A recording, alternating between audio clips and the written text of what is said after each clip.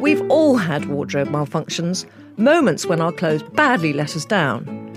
I'm Susanna Constantine and I've had... Oh, don't even get me started. I spent most of my life on the verge of a clothing calamity, and some of it caught bang in the epicentre of a major sartorial disaster, which is why it felt natural to return to the subject I love, and sometimes loathe, in the My Wardrobe Malfunction podcast. Each episode, I'll be talking to a very special guest about their relationship with clothes, the ups, the downs, and so much else. We'll discuss everything from their comfort blanket to their burial suit, and of course, hear about their ultimate wardrobe malfunction. But that's not all. I'd love to hear about your experiences with clothes. The wild, weird, the wonderful.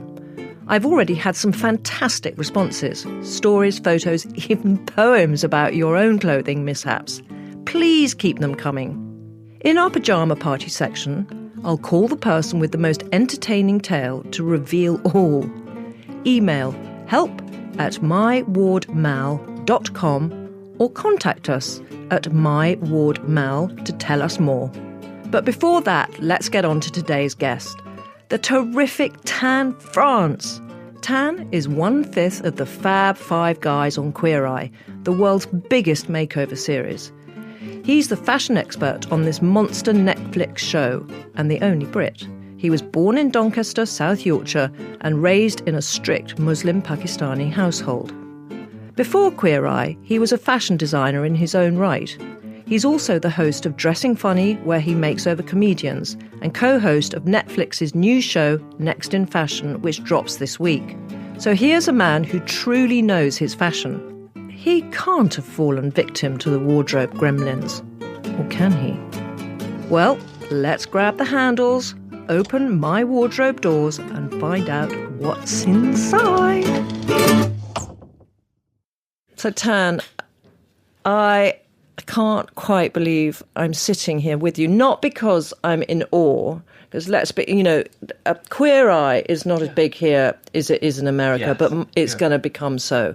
And I've watched it and I thought, you know what, I'm going to hate that fucking guy. Yeah. He's just not going to be the guy. And then having seen you, and I watched your thing on YouTube, which is the big show you're doing for Netflix, Dressing Funny. Yes. And having read your book, I mean, you are so well qualified to do what you do. It's like you haven't been dovetailed into something. Yes, yeah. You know your stuff far more than Trini and I ever did. Oh, gosh. I don't know if that's true at all. Seriously, it is, well, trust me. Thanks so much. Well, considering I never tried for this, all I ever did was fashion. That's all I ever knew. Yeah. This has been a happy coincidence, and the work that I get to do is just awesome. I know that Queer Eye isn't as big as in the UK, but it took America by storm, shockingly. It's the biggest show in America. Yeah, and that's a very strange feeling, to go from never being on TV to then having a show like Queer Eye. Yeah. Yeah. So, Angel, tell me about what you're wearing now. It's very slick. Thank you. I am wearing a boot that I promised I would never wear, which is a cowboy boot. And in my book, when I was writing it a year and a half, I was like, I'm not going to ever wear a cowboy boot because cultural appropriation is a real thing in America that they talk about a lot. And this is the ultimate white boy shoe. Yeah. But I wore it, and I love it so much. I love a heel. Yeah. A slick black jean, a simple classic tee, and a vintage jacket. Yeah, that jacket is very nice. Where did you find that? At a vintage store in New York, and apparently it's from 1972. It is so cool. Who's it? Has it got a label in it? It has a label you would never know. Like, but gosh knows who it is. It's like it's been tailored for you, isn't it? And the leather is like butter. It's just gorgeous. It's delicious. Yeah, and thanks. Really good colour on you. Yeah, thanks so much. So, describe what you're wearing. Oh, fucking hell, do I have to? Yeah, okay, I can't not interview. I can't help but lead. Okay, Go. I'm wearing... Okay, shall I tell you? I've got 2 bras on because my tits are so fucking enormous. Wow. So I got 2 bras on. Do you always have to do that? Only when I travel, because when I'm on the train, they bounce up and down. So I got 2 bras. I got a swimsuit because it's quite low, the dress, and it's going. And then I've got 2 safety pins inside the bra, so it doesn't gape open. Good trick for you. Yeah. And this is a Dodo Bar Or dress. I can't remember where they're from, and assortment of jewellery. Do you feel pressure to dress a certain way because you're No? No. I do. Yeah, well, you do because you're very much in the public eye. Yeah, I'm not you're so still much Susanna. No, but you know what? I am fastidious now about looking messy. Wow. Yeah. All right. I've sort of become the person that Trini and I used to make over. I love that. Okay. Yeah. That's not the case. I'm looking at you, and that's not the case. But maybe you made it. I did. Yeah. This is the first time I've actually thought I need to focus on what I wear. And I haven't focused as much as I would have done. But, I'm sitting with you, and it's the first time I'm sitting with someone who I feel is as good, if not better, than what Trini and I did. So I did have to make a conscious effort. Thanks so much. As I say, I don't agree. You guys, I know you have a lot of questions, but I'm just going to say this. You guys I was enamored by as a kid. You were probably on the TV, and I'm so sorry to do this because I know that this is not that okay, I'm 57 years old. Okay. I'm an old bag, that's fine. Yeah, menopausal, there's a bit of an fine. Age gap. There's a bit of an age gap. And so I watched you when I was an early teen, and I was fascinated by what you did. And I always loved the show, and I didn't think I'd ever be in a position where I'd be doing something of that sort, and we'd be sat here chatting about it. I mean, that is amazing. Did you watch it? Was it a show that you watched with your mum? No, my mum didn't watch white TV. Okay. They thought that, and I think you used to get them down to the bras. Like, remember their bras a lot. That would have been forbidden. Like, I come from a very strict Pakistani family, so I used to watch it in secret. You also, and then it wasn't like, because for some young men, they'd watch it with their mums and they think, oh, nice, they're in their bra. But you knew your sexuality, didn't you? From a very early age. I mean, my mum wouldn't have thought, oh, he's getting off on this, because she could tell that something was definitely different about me. But still, I would have been seeing a woman in something that I was not meant to be seeing. Yeah. But I remember you guys always hoisting up their boobs. Yeah. And I was fascinated by it. Yeah. How do you overcome boobs in your show, in Queer Eye? It's weird. Almost every woman I've met has a problem with their boobs. They have not been measured in a really long time. They're always wearing the wrong size bra. Always. And so I asked them if I can lift them. Yeah. That's the only way you can do it. Do you ever touch them? Always. Good for you. Always. Could you do it as a straight man in America? No way. Yeah. No way on God's earth. And I explained to them beforehand. I mean, they know the show now. Yeah. And so, but I go in and say, I'm clearly a gay man. Do you mind if I hold your boobs? That's such a gentlemanly way of putting it. Thanks. Hold your boobs. I just want to make sure. I don't know what they're like. I don't know how to dress Can them. you hold a woman's boob and know what size they are? No, I can't. But I do know by lifting the boobs if their bra is supporting them enough. Yeah. And if that's not right, there's nothing I can do to their outfit that's going to make them look right. Yeah, you've got to get the upholstery right. Yes. But the way that we used to do it is, I mean, I can see a woman's tits and I know exactly what bra size That's they are. impressive. But it's like women, and as you, I'm sure, know, it's like it's always too small in the cup size. Always. And too big around the back. Yes. And now too loose on the straps. If I can shove my whole hand in that strap, you're not getting this. And so many people I've met. I'm putting my hand in my strap. It's so nice many and people, tight. good. So many women, they will wear the bra on the setting that it's set at from when they purchased it. Yeah. Every woman I've helped on the show has the standard setting, which is nuts to me. Yeah. And they find it bizarre that a gay man is telling them what to do with their boobs. Yeah. You know, my tits used to be, sorry to bang on about those, but they used to be a C cup and they're now a G cup. Ooh. And I find it so hard to look on trend or to be fashionable when you've got big tits, because you either look like a dowager duchess or you look like a slut. Yes. You know, an aging slut. Yeah, it is different. I feel for the women that I help on the show who have very large bosoms, because I just think no matter what I do, it's not going to make you look the cool young chick. Well, they're aging. Yeah. They're really aging. Yeah. It's hard. So what would you suggest? I do a lot of layers. Yeah. To try and minimize the look, and I will actually often put them in a minimizer bra, which is horrible to do. I'm wearing a minimizer bra. You kind of have to. If you want to look a certain way, you kind of have to accept that a minimizing bra is going to help. But I put them in layers so that from the side you can't really notice. Yeah. So you're doing all you can to disguise them, which is actually the complete opposite of what I do preach on the show. I preach that you should accept your body the way it is. If you want to wear a pencil skirt and you've got curves, wear that pencil skirt. Well, they look great. Amazing. On curves, pencil skirts. Back in the day, Susanna, you may remember, there were times when people would say, well, if you've got curves, be sure to wear an A-line skirt. No, go fuck yourself. Like, why, don't hide those away. Like, let her embrace her body. There's no shame in it. I mean, when did you start gaining interest in clothing? How old were you? Really, really Do you young. remember? Yeah, I at least 7. I would go to my granddad's denim factory and I would watch them produce clothing, and I was fascinated by it. And I do think I had just this luxury of knowing how garments were created. Not only did I think they were pretty, I could make a full denim jacket by the age of 10, 11, 12. I knew how to make, and But denim what? jacket is very Sort of complicated. like pattern cutting or... Fully, I knew how to cut the No. pattern. I knew how to then take it and sew every section of that jacket. I could do it so meticulously. You would never know a 10-year-old had made that jacket. And it wasn't slave labor. I just did it because I wanted to go. My siblings didn't work at the factory. I was just so desperate to learn. I loved clothes as a kid. And you know how for Christmas you may have asked for, I don't know, some toy, whatever toy. At 6 or 7, I had the same request every year because they never got it me. I wanted custom-made clothes. I knew exactly what I wanted it to be made out of. I knew the fit. And that's bizarre for a 6-year-old. That is, it's very sort of sartorially precocious. Yes. Yeah. That's amazing. Yeah. You have it in you. There are some designers who just fall into it and they boggle my mind. I don't know how you just fall into that and become something incredible. But for me, it was a passion from a very, very early age. Do you think you'll go back to that? Do you think you'll focus? Do you still have your label? What was it? No, I don't. Kingdom I had 3, and I don't have any of them anymore. And I pray I will never start another label. Okay. Just because it was so much hard work. Yeah. Oh my God, it was hell.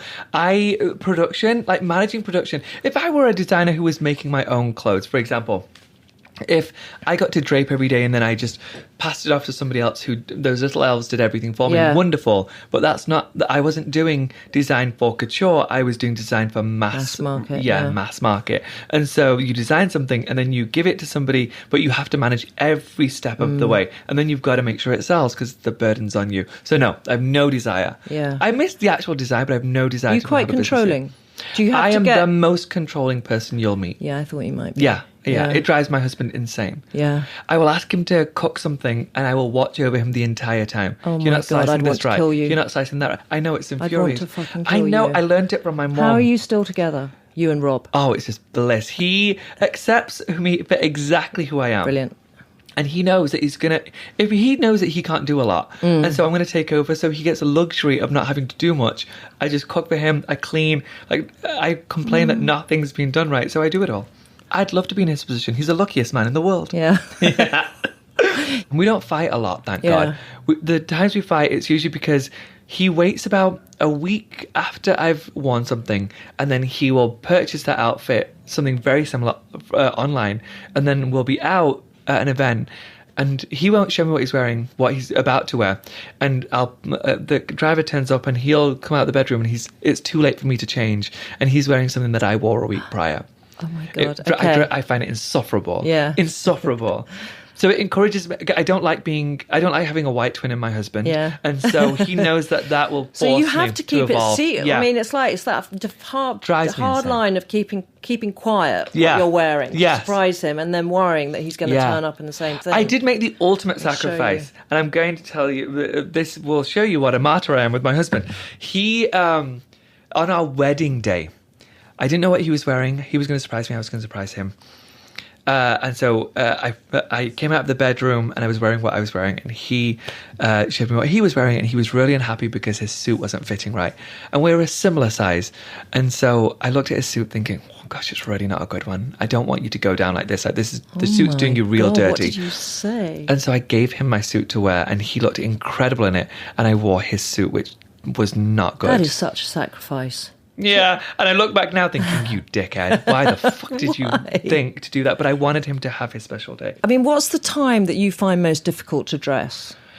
Because are you someone, so then being controlling, you're not the kind of person who wakes up in the morning and just grabs something out I of am the that wardrobe. person. Are you? Do you, so a lot of people lay their clothes out the night before. Yeah.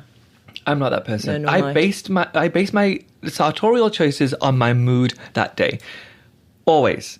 I can lay out 4 different outfits at night, and when I wake up in the morning, I'm like, shit, feel like crap in that, I'm not going to wear it, even though 8 hours prior, I was all about it. Yeah. And so I wake up in the morning, look at what I've got as my options, and then I make my choices. Yeah. When it comes to clothes, I always have a plan. But when it comes to the most difficult times to dress are red carpets. Yeah.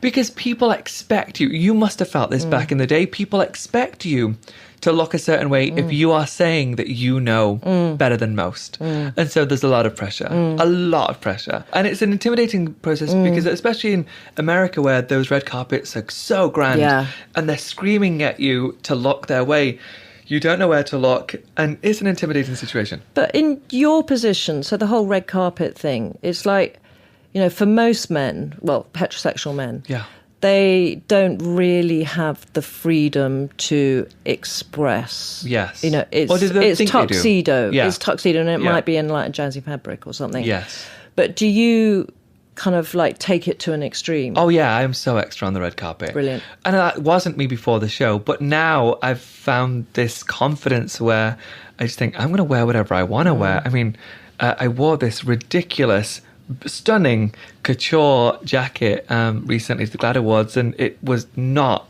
the kind of thing you would ever see on a red carpet, but I loved it. I wanted What was it like? It's hard to explain, but it was like a Maharaja's jacket. It was this beautiful hand-stitched white piece of just glamour that you would see with a Nehru collar and single-breasted. Not Nehru. It had actual silver woven into it, and so it was just a very good. I'd never seen anything like it. I wouldn't even know how to describe it, but it was just beautifully done. It was very ethnic, and I wanted to show a piece of my culture. And I had henna on my hands also, and it was extra. That's the best way to describe it. It was just it was a lot of look, but it was perfectly appropriate for where I was going. I was going to GLAAD Awards. And so that was my most bold look recently. Yeah. I read that you always wanted to have paler skin growing up. Why was that? So you know this, you've been to Pakistan. Yeah. And you've probably spent time with other people of colour. Yeah. It wasn't just because I was in a very white community in South Yorkshire. So when you grow up in within a minority community within a very, very white community, you see all the benefits of being white, and that's obviously appealing. But I actually felt the pressure because of my own community. It's very much encouraged when you have children, you want to make sure they're as white as possible. The fairer they are, they're going to get a better partner, they'll probably get a better job, they're going to be wealthier, you're going to be successful if you are the palest version of brown. And so as a kid, I knew from a very early age, 2 or 3, I was too dark, I was too dark, I was too dark. I'm not going to find a good marriage, I'm too dark. So by the age of 10, I found my cousin's bleaching cream because she felt the same pressure as me. And I started bleaching my skin. I did it for a few days. It hurt so badly that I stopped. Was that kind of hair bleach? Like not Imat. What's the hair? Not. It was actual skin bleach. Actual skin bleach. Yeah, actual skin bleach. It's called Fair and Lovely. Okay. Bath, and it's still around, and they sell it throughout African countries, Asian countries, Far East Asian countries. You see it everywhere. Fair and Lovely, which in itself is suggesting that if you are fair, you are lovely. If you are dark, you are ugly. And so I started using that horrible feeling, really painful. Then after a few days, I just thought, I'm just going to stick with being dark. Baby skin. I know. How old were you? I started using when I was about 9, 10. So very, very, very young. But even before then, I desperately wanted to buy it. I just didn't have the money to be able to buy it. And so, I did it at a very scary age. And when I think of any of my nieces or nephews who are 10, thinking about those kind of things, it's really sad, actually. Is it still the case? Yes, 100%. Really? One of my relatives had a baby literally just a few weeks ago, and I was on Skype with some family members. We have a Skype group, a conference group, and one of them, always the first question, is she pale? Really? Always. Is she pale? Is he pale? But that's so kind of racist within your own community. Of course it is. And I wrote it in my book, and I've had so many people of colour read the book at this point, and it's the one thing that everyone of colour connects to. They say, yeah, we have the same in our family. No matter where in the world they're from, they say, we understand. That's the first question they ask in our culture too. That's where the title of your book, Naturally Tan, is so clever, because there's so many different connotations, and it's your name. And yes. It was really important for me to call it something that was funny, but also makes it very clear, this is who I am, accept me as I am. Yeah. Because for me growing up, it was the baby oil and the tinfoil and, ruining my skin. That's the funny thing. I'm obsessed with getting tan, because I used to have an allergy to the sun, and I'd get really bad heat rash, and I'd have cortisone injections, and just horrendous. I used to watch the Caucasian kids in my school, so jealous, thinking, you get to go on vacation just so you can look more like me. but you're the same kids who were calling me names with Yeah. my skin colour. It was bizarre. Yeah, it was so insane. true. Yeah. Horrible feeling.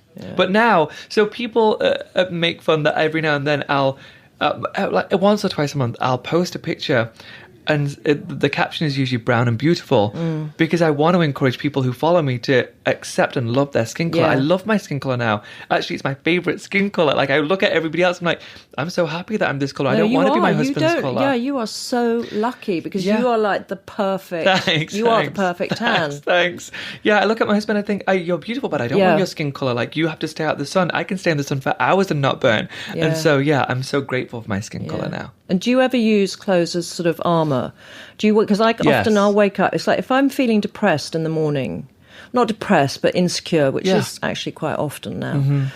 I will, even though I don't go to an office and I'm sitting at my desk and writing, but I will dress like I'm going to a meeting. So I'll dress to bolster my confidence. Every day. Yeah. Every day.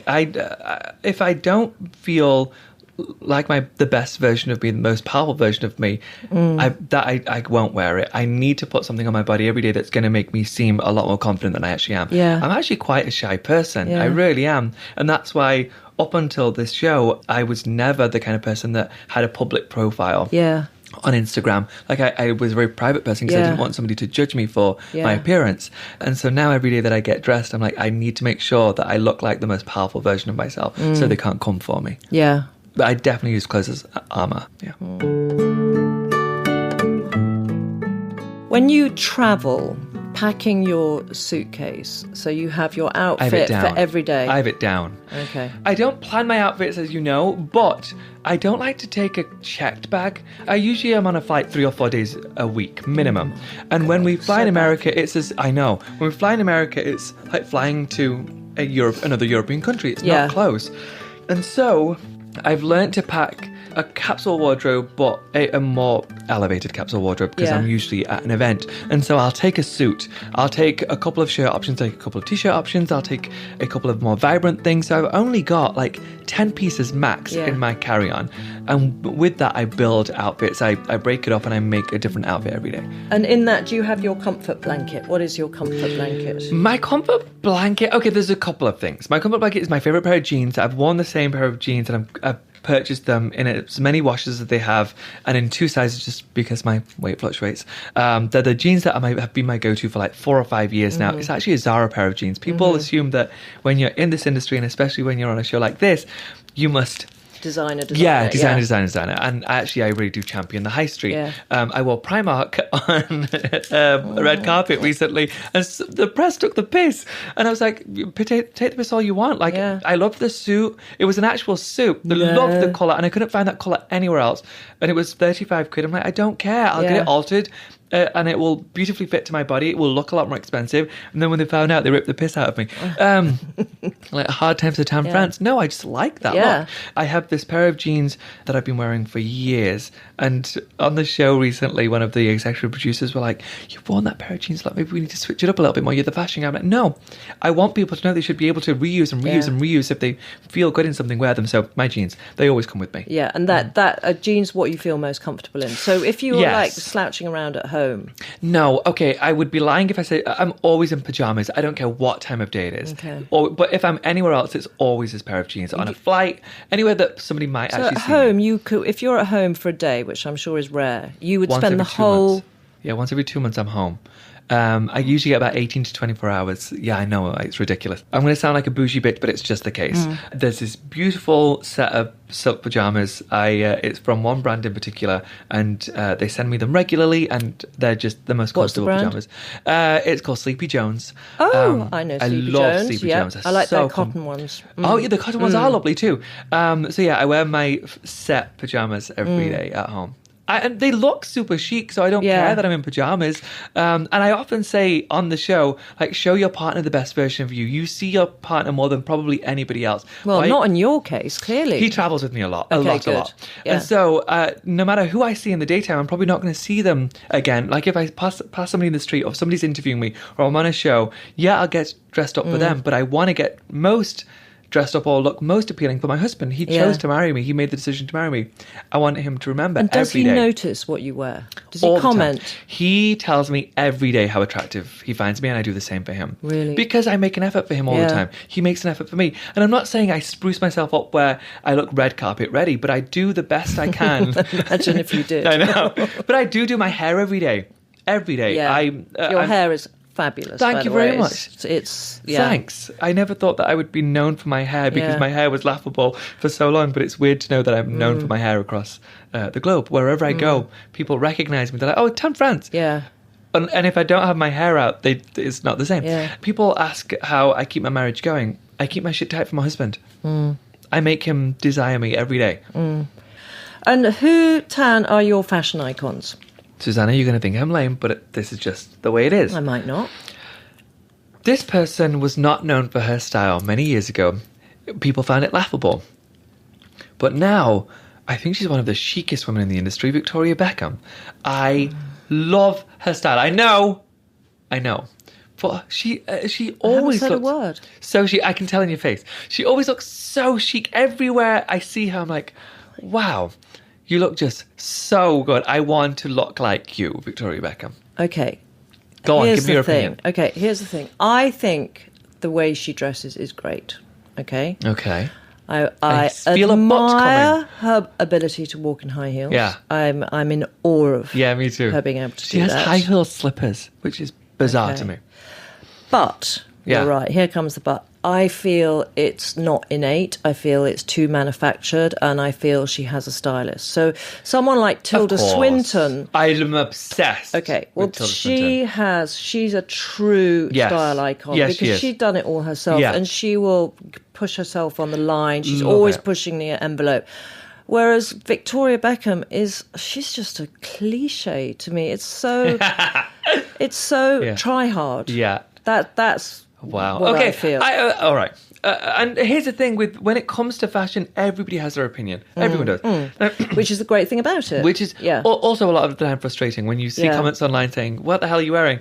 Everyone has an opinion. But I think Tilda is one of the absolute greats. She really is. She does push style more than anybody else. But then there's also people like Kate Blanchett, who I know I she's a agree. stylist.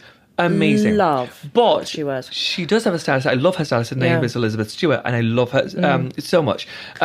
She's a guest judge on my new show, and Fantastic. she's wonderful. Yeah. But the way it works with these stylists is they show them a rack of clothing.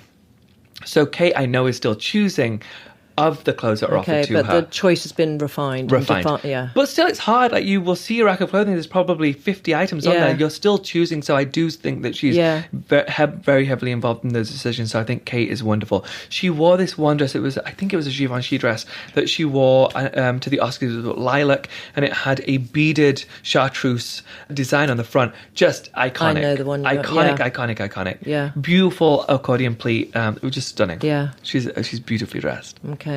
So we agree on Tilda and Kate, and we'll agree to disagree on Yes. Vicky. So the podcast is called My Wardrobe Malfunctions. You have to tell me what yours is. Mine wasn't actually a malfunction. In England, it wouldn't be a malfunction. In America, it was. Okay. There are many cultural differences. I've been there for 11 years and I've learnt many of them. There's an episode of, I think it's season 1, I should know this, I'm almost positive it's season 1, where we go to a firehouse and we make over a fire station. And during that, we shoot in very, very, very hot cities. And it's always in the summer. And so I'm usually wearing a loose-fitting shirt. I try and be as uncovered as possible. This one particular episode, I was wearing a shirt, like a floral shirt. Floral shirts became a thing. And so I don't wear them anymore. People keep saying the floral shirt guy. I'm known for more than that. But I was wearing my shirt open all the way down to my navel. And I had really nice pecs. Like, my tits looked great. And so I wanted to show them off. And it was really hot. And so I wore it during the show. And people kept coming over from the fire station saying, we're actually quite a conservative state, like we're a conservative city, can you please do up your shirt? Because they kept thinking that my buttons were popping open. I'm like, no, I've chosen to show my body. Well, if you wouldn't mind just covering up more. No, this isn't a malfunction. I truly just want to show my breasts. And so, and then there's one point where Somebody actually did it on camera, came in and said, "Could you please cover? This is just too much for us."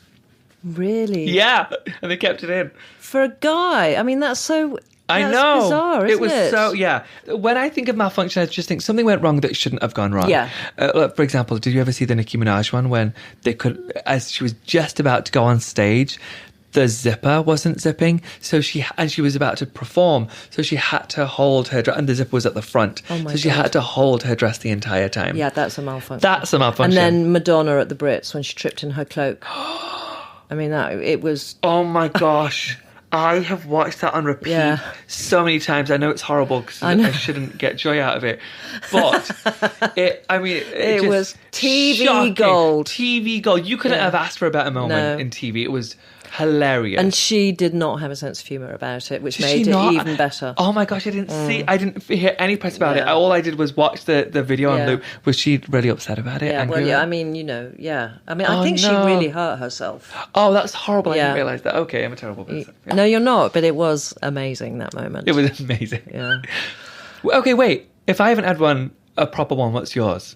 I've had so many. Like where something, not just where you've not put your zipper up, like something where it's popped open or something ripped. One of the worst ones was at Windsor Castle, and it was Prince Edward's 21st birthday party. Okay. And I was sat... I don't know who that is. Is that a Queen's Child? Queen's Child. Okay. Oh, for God's sake, get a grip. You don't know who he is? I have never heard that name before. Prince Edward? No, I've never. Okay, he's the younger brother of Prince Charles. You've heard of him. Oh, wait, so he's the one who married somebody that kind of looked a bit like Diana.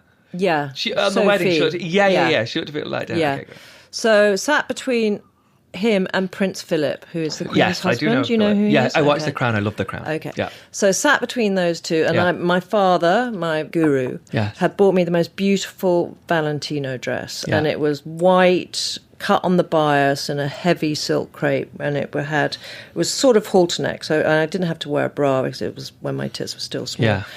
And it was kind of edged in these beautiful sequins, and then cross back, low back, cross straps going. Sitting there eating my soup, and I suddenly... You wore a white dress and you were eating soup? Yeah, it was fine. I'm a keen eater. I didn't know they were going to have soup, did I? So I was in a white dress, and normally it would be the first thing that got dirty, but it was worse. And suddenly I felt this strap. Pop. One strap, not one strap, two strap. My front of my dress fell. My tits fell in the soup. And I was there. I was there with my tits exposed.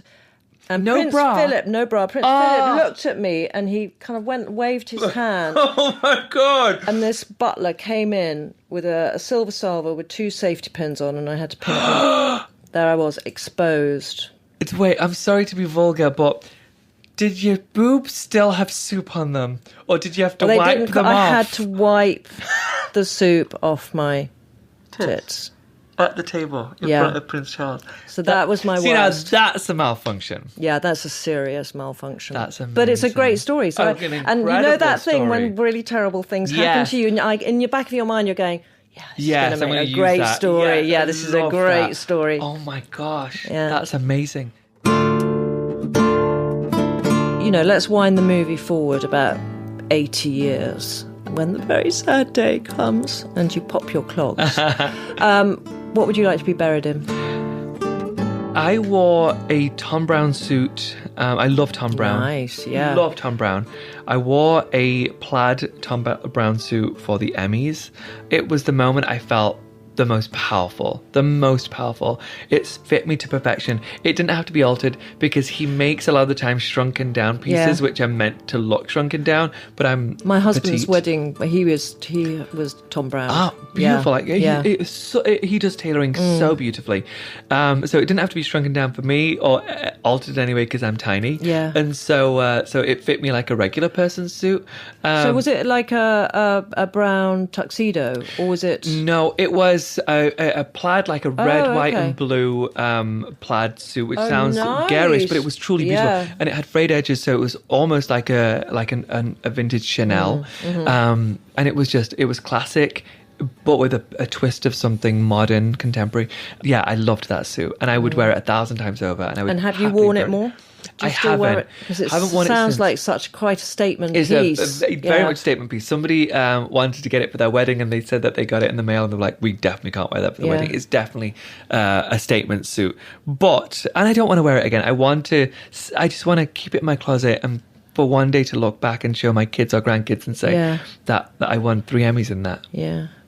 Okay, so Tan, this is just a little something. Thank you so much. Just to remind you of your home country. Can I open it now? Yeah, of course. Thank you so much. The rustle of paper, letter paper. Oh my God, is that a Queen's bonnet? It's a shower cap for your hair. I for love the it. famous hair. I love it so much. Oh my gosh, I'm actually going to use it. Yeah, so what do you do when you... Okay, because with your hair, I was thinking, okay, that famous hair, that beautiful famous hair, when you have a shower, what do you do? Or does it naturally go in perfect I hate to style? say, this is now day 3. I haven't washed it. So I just wake wake up. up. Mine for about a week. Yeah, I wake up and thankfully it mostly stays like this. I just kind of brush it into place and then it stays like this. And so I usually will cover my hair when I shower just so it doesn't steam. You do, so that is the perfect present for Tan. It really is. Usually I use a crappy hotel shower cap. So yeah, this is wonderful. Thank you so much, my love. That's actually really thoughtful. Thank you so much. Tan, I could sit and talk to you for days. I could sit and talk to you for days. It's been beautiful. And yeah, what a lot of fun. Thanks. And it's so nice to be on the other side of the fence asking someone else about clothes and everything. But you've been amazing, and good luck with everything. Thank you, my love. Thank you. Oh my God, I'm in love with that man. Tan France is an absolute god. A gentleman and a total sweetie. I'll even forgive him his Victoria Beckham obsession. And now it's just us. We're in the pyjama party section, the part where you tell us about your clothing disasters.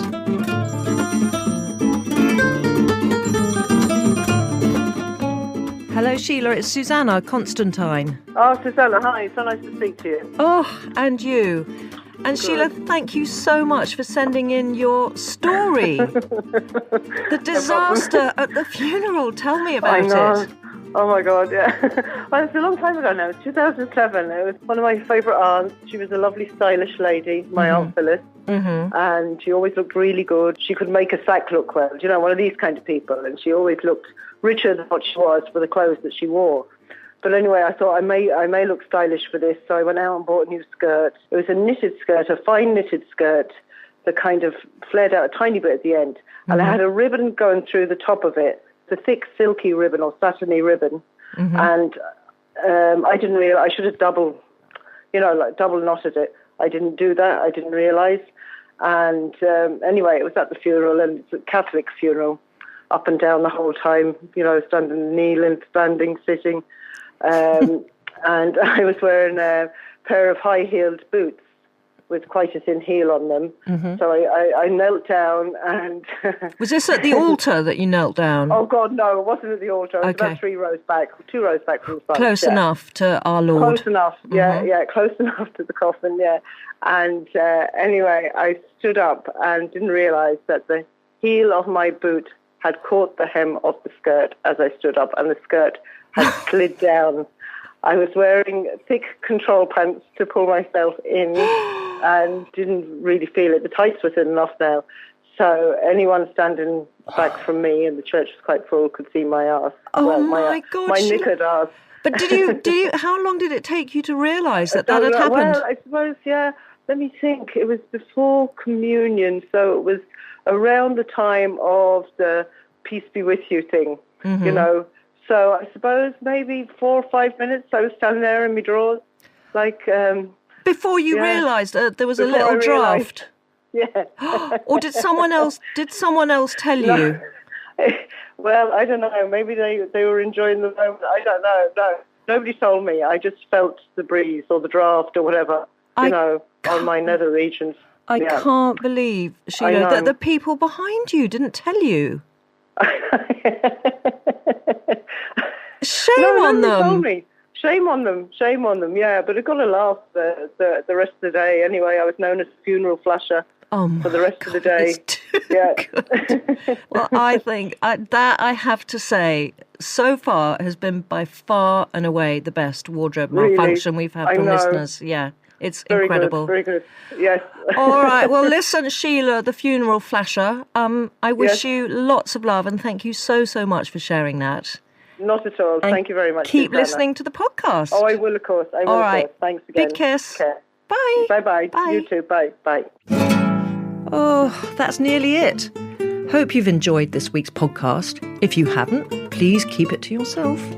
If you have, please tell everyone and give us a 5-star review and rating, as I'm reliably informed it helps others to find us too. Before we go, thanks to our brilliant house band duo. Find and follow them at Duo Guitar Music. Thanks to the wonderful, wonderful Tan France. And of course, thanks to you for listening. Catch up again very soon. But until then, my wardrobe is officially closed.